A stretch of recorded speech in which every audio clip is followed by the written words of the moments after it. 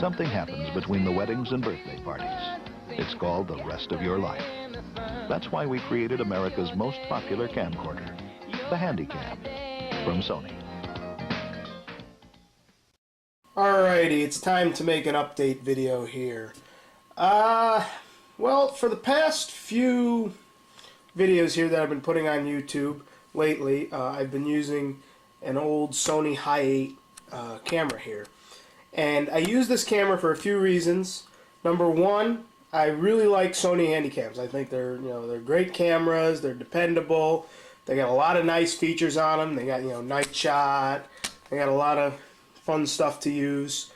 So that's one of the reasons I use it. The other reason is it's a really high quality camera. It gives a nice image, even though yes, it's in Hi8 and standard definition and all that stuff.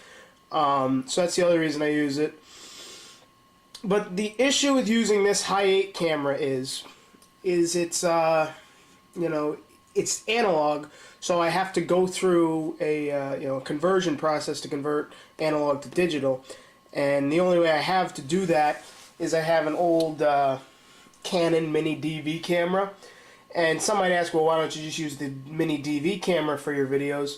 Well, it's because it's not a Handycam, and it really, yeah, the video on it is okay quality, but it doesn't have night shot. It doesn't have a lot of the features that I like on the Sony Handycam. So I'm kind of stuck using a Hi8 camera in the year 2018 because I'm not going out to buy some brand new HD camera. And then again, even those aren't even going to have night shot and stuff like that, all the features that I would like on a camera.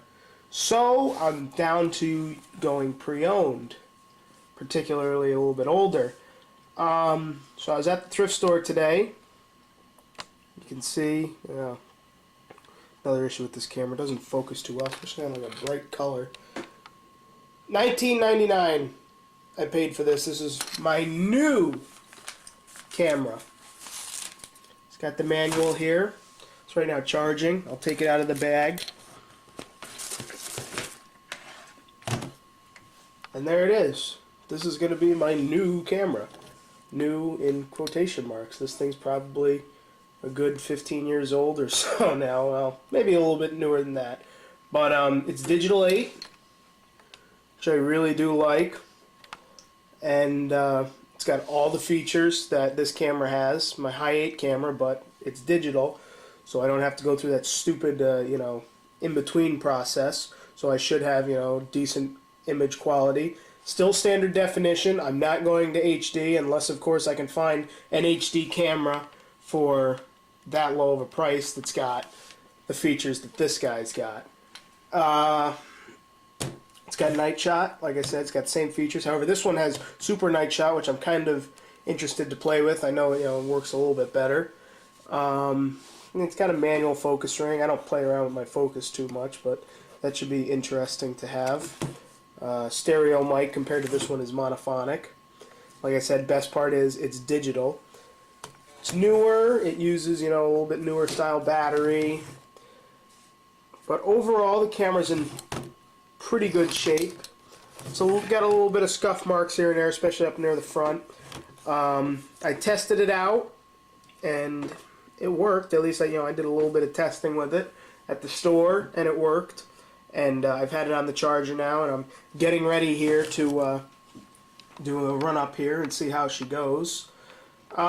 Should work fine. Like I said, I recorded a few seconds just to check it in the store, and everything worked.